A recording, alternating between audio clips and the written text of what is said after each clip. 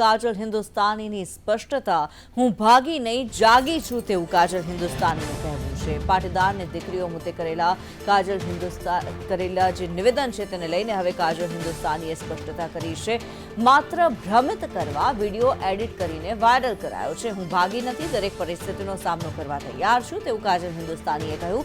11 મહિના પહેલા સભા હતી તેવું કાજલ હિન્દુસ્તાનીનું કહેવું છે. મને લવ જેહાદ મુદ્દે બોલવાનું કહ્યું હતું તેવું તેણે કહ્યું છે.